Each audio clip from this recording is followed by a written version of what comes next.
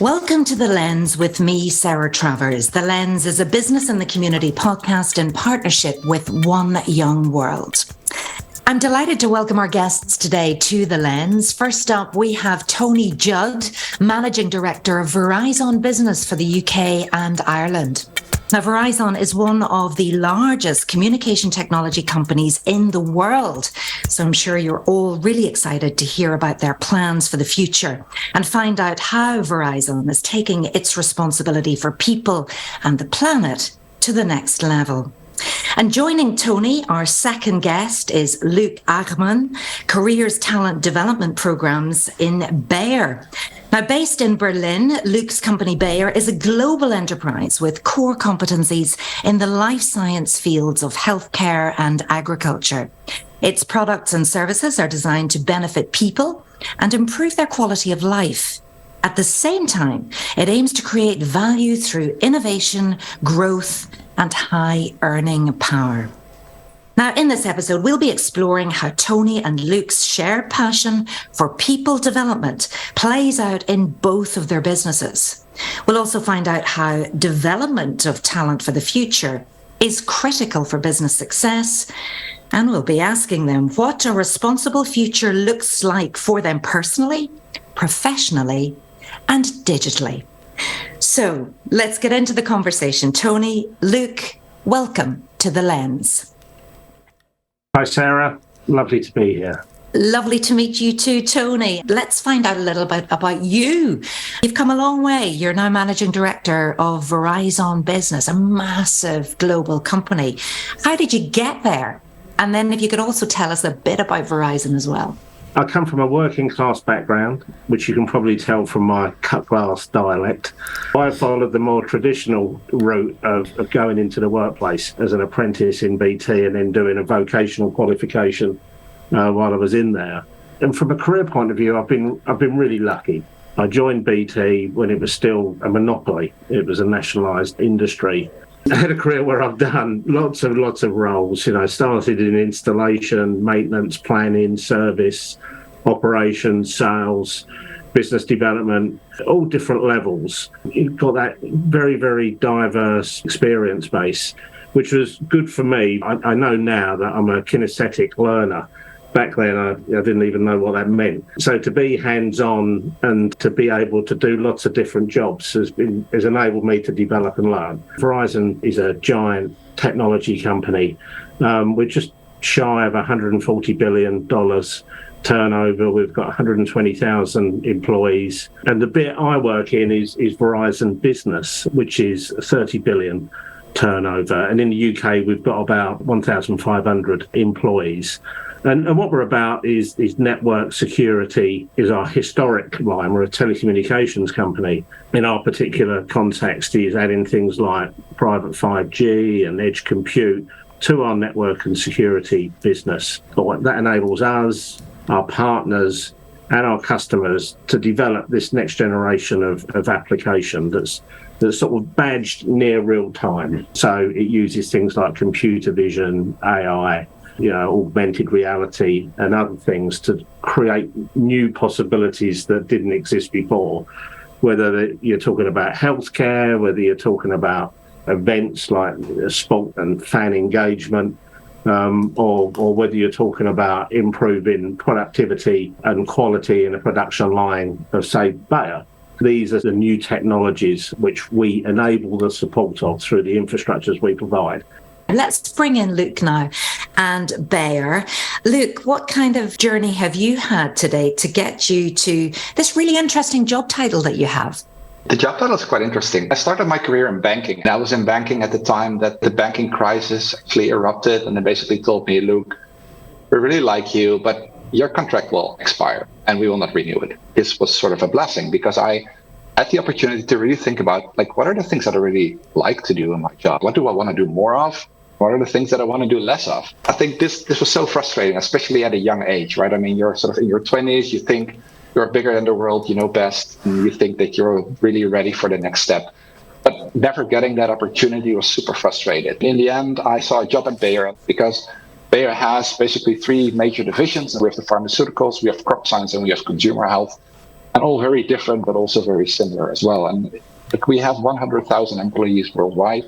So I could figure that if the job that I was applying to would not really be my preferred job anymore, that there might be something else for me afterwards. And actually doing my sales job for 2 years actually led me to a conversation with my manager where I told him, I want to have your job.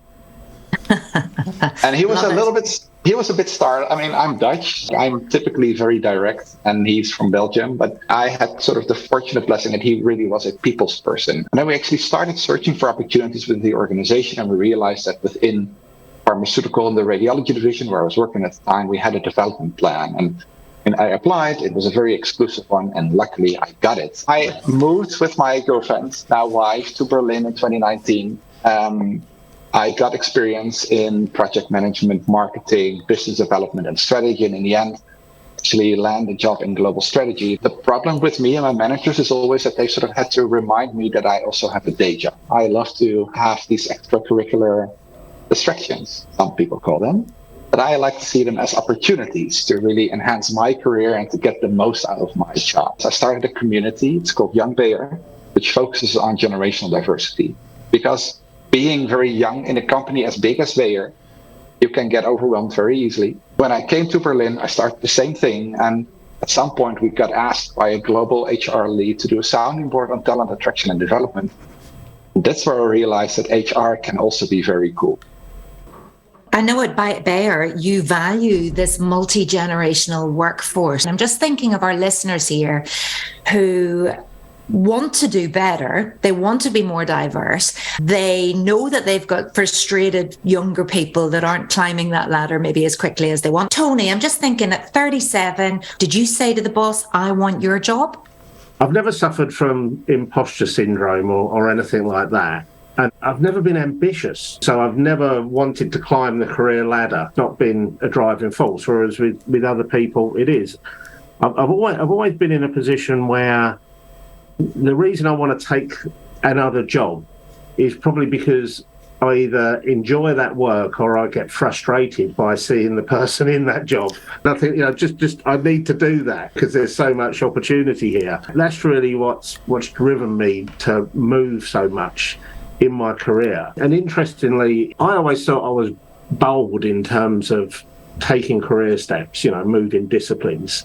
I was talking to a life coach and he said to me, talk about the biggest risks you've ever taken. And I was talking about, career and major changes I've made. And he said, but talk me through the detail of that. How did it actually happen? And when I talked through the detail, I realised that they're all low-risk moves because I've got a supporter, previous manager might have already made the move and they wanted me on their team in another department, and so I moved sideways with them. Every move, it was a low-risk considered move. So little tiny steps rather than big steps. And then I realised that actually I'm quite a risk-averse individual, rather than somebody that's big and bold and goes straight out of the comfort zone into the fear zone and develops. It's just small steps have got me to where I am. Now, I've never planned my career either, especially younger employees. They ask me about what career development I've done and how rigorous I was in the planning of it because it's so diverse. And I said, well, actually not at all. I've literally just I've been lucky, but I've listened, I've looked for opportunities, and when something's come up, I've taken it rather than just let it pass by. But taken multiple small risks. So isn't that interesting that it took that life coach for you to maybe develop that self-awareness that really these big dramatic risks you were taking? And we think that we've got to be super ambitious and have this 5-year plan and where do you want to be and goal setting. Do you think there's a place for that too, or does it depend on the type of person that you are? I think the latter. Everybody's different. Everybody's driven by different things. When I look at somebody, I always look at them as an onion. So I start with IQ in the middle of the onion, then I look at knowledge, then I look at experience, then I look at skills, then I look at whether they've got a bias to action, then I look at their behaviour, and then their emotional intelligence. And probably surrounding all of that, I look at their moral compass. So when I look at anybody, so if I'm interviewing, I quickly assess those things. and then honing on the one that I'm not sure about, or they haven't demonstrated it. And actually consciously say, I don't want to talk to you about your knowledge anymore. You've got 100% tick pass, let's go. So yeah, I think everybody brings different things, and everybody can use any one of those different attributes or a combination of those attributes to be successful in their role. And when you hear somebody like Loek and what he's doing, if Loek came into you and said, Tony, I want your job, or I want to get here and I want to get here now, and actually, yes, I know of a day job, but I'm going to do this over here. Would you love that enthusiasm? I do. And I smiled as Loek was talking. I love people that invent things for themselves that they want to do. That's probably the best example of this. I've got a young guy working for me at the moment. He coming through one of our early in career graduate programs. He's got a massive interest in sustainability. He's actually said, I want to create a job that doesn't exist today in sustainability. And it's like, wow. In terms of things like bias to action, he started to engage other sales teams and say, you're bidding for an infrastructure for XYZ customer. Can I do some analysis on sustainability in their business and put it as an addendum on the response? And so he was doing it off of his own back. And now whenever I speak to anybody about sustainability, I invite him to the meeting. By de facto, he's become our sustainability expert in the UK. And at some stage we will have a sustainability lead. I saw it happen with CSR 5-6 years ago, similar situation. Somebody come in and actually said, I'm going to create a job that doesn't exist today. Guess what job they're doing today? They're head of CSR in the UK. Yeah, that is so amazing. And Loek, I want to talk to you a little bit more about who do you look to for your inspiration to help you to inspire these other people coming behind you? What I just basically ask them, this is a question that I get asked as well, like, what do you want to be when you grow up? I think this is a very tricky question. I was a little bit triggered, Tony, about what you were just saying, like never aiming to climb the career ladder. Like what my typical answer is, and this frustrates a lot of people, if they ask me, what do I want to be when I grow up? I say happy. And I try to look at my career as not sort of a collection of function titles, basically a collection of skills. And that's why moving from a global strategy function to leading early career talent development programs, not a night and day difference, because I need to sell this internally. I need to do good stakeholder management. I need to have a good solid strategy around it. And I need to be able to execute. Absolutely. And we're hearing all about authenticity, about bringing your real self to work. Is that the only way that businesses are going to succeed going forward, do you think, Loek? To me, inclusion and diversity is more than checking boxes. It is about bringing your true self to work. And that means it's okay to be vulnerable. It's okay to show that you're hurting, that you're upset, or that you're super happy. In the end, if you really feel like you can be your full self or bring your full self to work, I believe, and research shows this, that companies will thrive. Now, I know in the UK, there can be this sort of like, oh, seriously, is this all this toxic positivity? Everybody can't be happy all the time. Tony, how have you seen this people management change over the years? And is it right that we're much more compassionate and kind to others? I'm 57 now, so the workplace has just changed so drastically for the better. The change in the last 3 years has been dramatic. There's an over-gyration one way.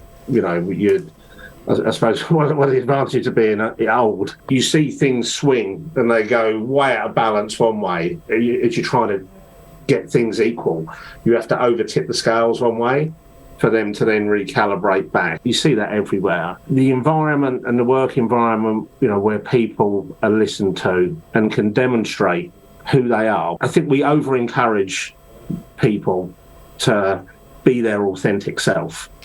Because there's this huge light shone on it at the moment, you get people bending way out of shape to be their authentic self and actually become their inauthentic self. It's a really bizarre thing.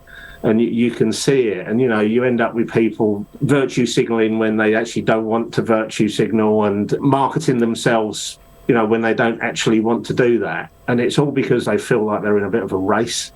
with everybody else rather than just a journey. All of these things, diversity, inclusion, everything we're doing at the moment, we're tipping the scales deliberately to one side to try and bring some balance. So the balance will come back. We know when people are being absolutely genuine, and we know when people are trying to be or over-portray an image of themselves that isn't utterly genuine.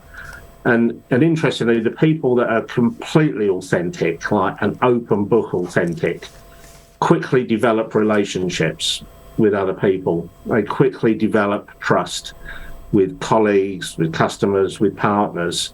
And that's when you see the magic happen. You know, that's when you see more people included, because naturally, you know, the more you trust somebody, the more you're going to then open up to somebody and feel that your voice matters, or you're in a safe area, and then you talk more, and then all of that leads to new ideas, leads to innovation. So, you know, when companies talk about diversity equals growth, yes, it does, but it's actually, you know, inclusivity that equals growth, because if you're inclusive, it means everybody's got a voice. It means everybody can talk freely. It means you develop trust. That then leads to ideas. I had a great story the other day, and it was a chap come in and did a talk. He was on a Formula One team, and he was talking about different cultures between the Formula One teams. And he talked about one Formula One team that was very hierarchical, very critical. And so nobody came up with any new ideas. Then he talks about Red Bull, where, you know, sort of anybody can come up with some crazy idea, which is what they do, which is why they've been able to innovate and why they're winning all the time. And this is what leads to innovation. When you've got that psychological safety, diversity becomes less of a problem, because naturally it becomes in a magnet. So anybody that says, actually, I want to work there, in that team, in that company, in that country, whatever it is, because they're inclusive. Tell me about your leadership style and your people development. I'm very conscious that not everybody thinks, you know, the way I do. I mean, the most brilliant person that's ever worked for me, she blew the skins off on every layer of the onion, but she had imposter syndrome. She never thought she was good enough. And so just needed constant encouragement, sometimes pushing, and just saying, well, I don't care what you think, you know, you're going to apply for that job and go for it. You know, she's in a different company now, an amazing company now, doing a role more senior than me. What about other people who maybe didn't get the same opportunities or the starts in life? Yeah, we try as best we can. We're doing things, working with partners, working with BITC as well. We've supported in the UK over 1,000 individuals in terms of bringing them through into university, or getting our staff to speak at schools and colleges and other venues about technology, you know, women in technology especially, and trying to give that inspiration, that role model encouragement to individuals to take the step up. The individuals who are involved in that in the Verizon side just get so much enjoyment and pride and commitment out of doing that, as do we, you know, with them and ourselves. Let's bring Loek in at this point. Tony talked a lot about, you know, opportunities for people, but let's talk culture again. You're working in Berlin, but you're a Dutchman. So tell us about, you know, working in a different culture and what that's been like, and then talk to me about the culture of the organization. It's great. When I just moved to Berlin, I got like this cultural training where they explained how does the average German relate to the average Dutch person. And I mean, it's just very interesting. I mean, I don't want to sort of stereotype too much here, but I think sort of from a hierarchy perspective, there's a major difference. From a basic rules or process perspective, very different. I mean, the Dutch typically feel they are the exception, not how the typical German feels. How do you adapt then? I just use the Dutch directness card. Like I sort of pull the cultural inappropriation card, because it's sometimes just a bit inappropriate. Like if you would go to a random organization in the Netherlands and you would ask somebody from an opinion, everybody and anybody would give it. That's not the typical case in a German organization, but really living it and living in a different country, working with people from different backgrounds on a day-to-day is where you really get to experience diversity.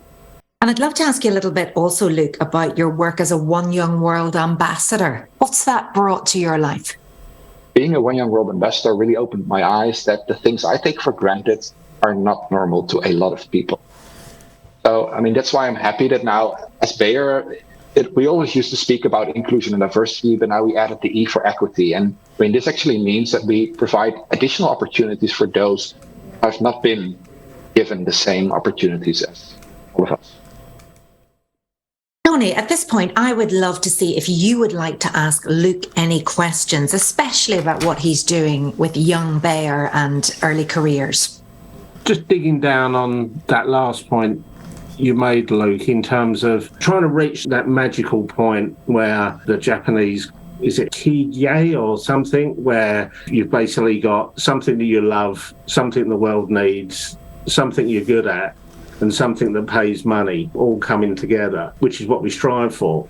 What sort of other things have you got going on that really does help, people from really challenged backgrounds to make a step?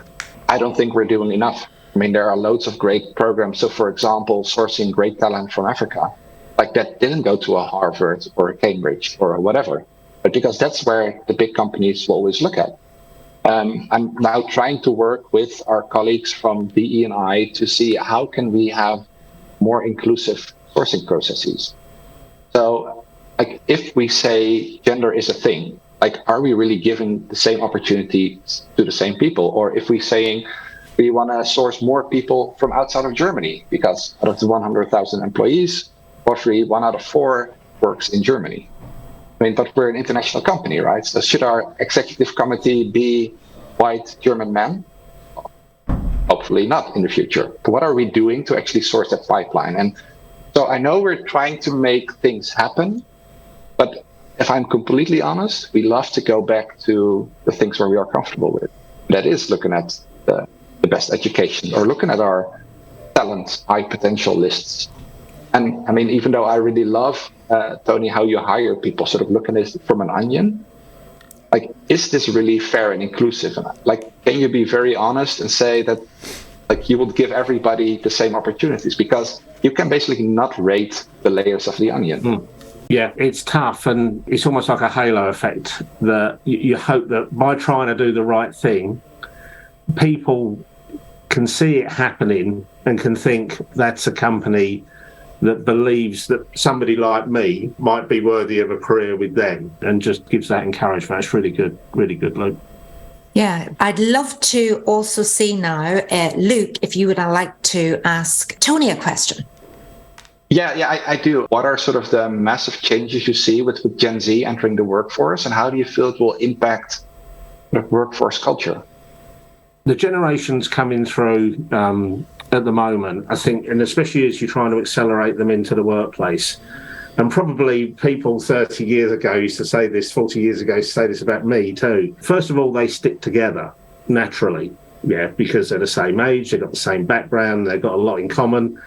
And so when you're trying to integrate into the workforce, you find that there's this magnet effect in that, but they all go back together again, which then makes pods of cultures within an organisation. And so you have to sort of work on things to say, well, actually, the whole point of this is that we all mix up and you learn different things off of each other. So, for example, I have 2 reverse mentors, who educate me and probably, keep me out of jail as well. But they educate me with different thinking. They tell me what the group's thinking. They tell me what that generation's thinking. And most of my managers have reverse mentors as well. One particular youngster wanted to run a culture day. So we said, okay, let's go for it. And this was a completely not corporatized event. And she and a couple of others did a culture day. We did everything from basic stuff like eating different cultural foods. So it's a winner for me straight away. Then we had faith sessions. So we talked about different faiths and a representative, from all different faiths stood up and talked for 20 minutes about their faith.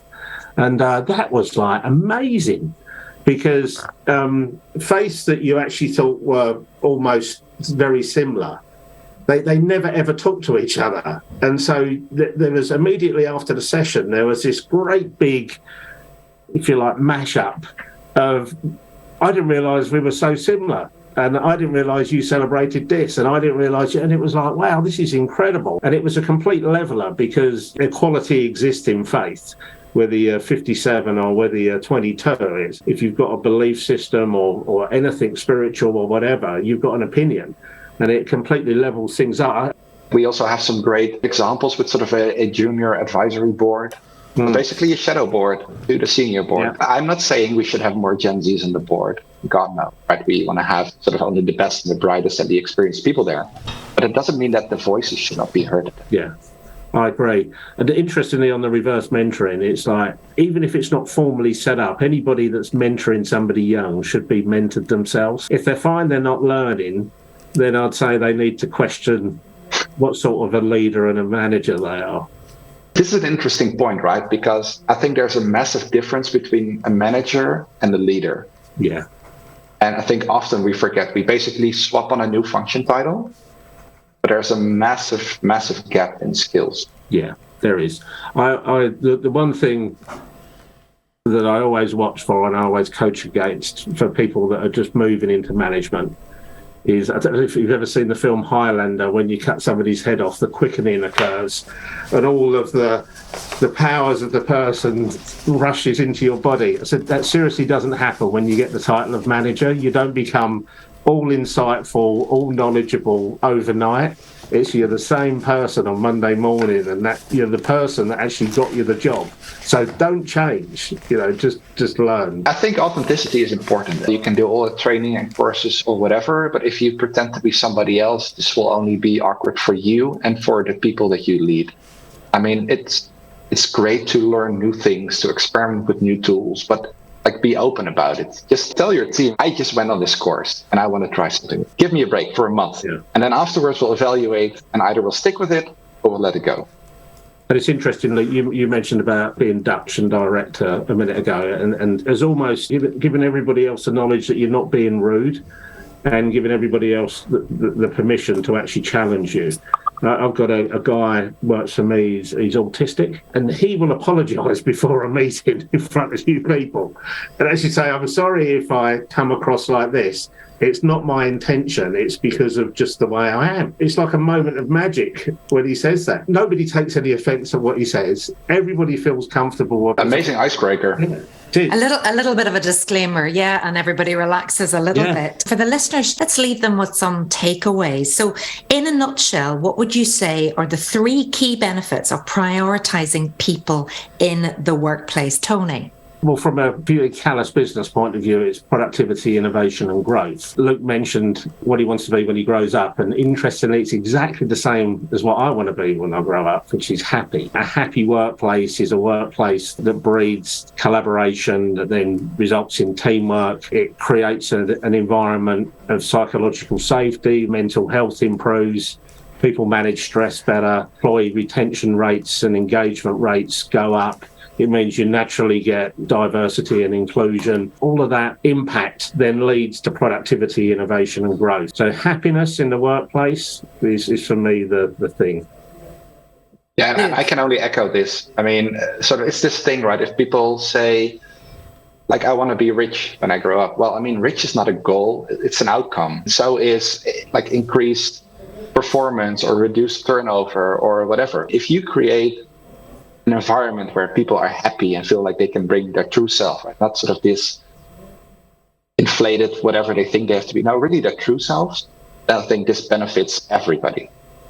Brilliant. The last question for both of you today is one that I ask every guest on The Lens. So it involves you as a leader, but personally now, I want you to think about what you're doing that's good for the world, good for business, good for the planet, good for people. What are you committed to doing more of or less of in the next 12 months? Loek. What I am committing to do more of is listen to my wife. But I think, sort of joking aside, what I mean with that is seeking guidance from people that I do not see eye to eye with. Because I think very often I try to go to my friends in the organization who I know that love the things that I do and love the way that I think. By finding those friction moments, I think that's actually where you get the shine. And what I want to do less of is something I'm actually great at, and that is postpone things that I do not want to do. Fabulous. Great answers, though. Tony? I'm pretty much with Loek on this one in terms of I look for the danger areas. Loek mentioned Gen Z earlier. There's a big difference generationally from beliefs and everything else. And I talked earlier about how people form into, if you like, pods, culture pods, is smashing the pods together. So you can do the safe thing, which is create initiatives like encouraging them to work together the way I talked about. Or you can actually do the Vegas rules thing and actually get them together and say, right, in a safe environment without prejudice, if everybody's got to vote in and say they're comfortable, we're going to talk about some of the things that we're thinking about. And because I guarantee with 99% of these things, it's just ignorance. But ignorance is a negative word, but actually it's not. It's just the fact that we just don't know.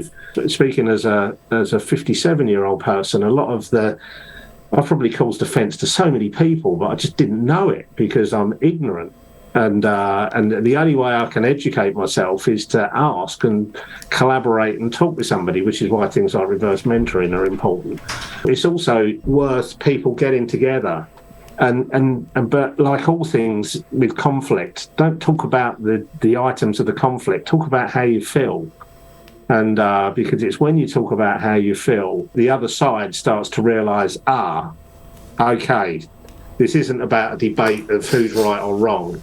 This is about the fact that what I'm saying is creating a feeling in somebody. The whole psychology switches around. So I think I'll be doing more of that and doing less of. I tend to need an empty inbox in life. I'll put it to the detriment of everything else. So there's only two ways around it, which is you do all of the urgent things and then make sure you work into the night and to do the important things. Yeah, or you fire from the hip and commit to important things publicly and then walk away and think, did I just do that? I've just created so much work for myself with such a problem. So that's been my main coping strategy up to now, is just commit to stuff. Yeah. Do you know what? This has been such an open and honest conversation, and fabulous to hear the self-awareness. Tony, for somebody who identified as being risk averse, saying that you're going to look for these danger areas and challenge yourself for the next 12 months. I wish you the very best of luck. Thank you so much to Loek and to Tony for joining me on this brilliant edition of The Lens, where we've been talking all things people and development. The takeaway for me is, what do you want to be when you grow up? Happy. That's a great place to start. The rest are outcomes, as Loek said, but it will lead to productivity, innovation, and growth. You've been listening to The Lens with me, Sarah Travers. If your business wants to be more responsible for people and the planet and work with others to achieve greater impact, then please do get in touch with Business in the Community at www.bitc.org.uk. Thanks for listening, and tune in next time.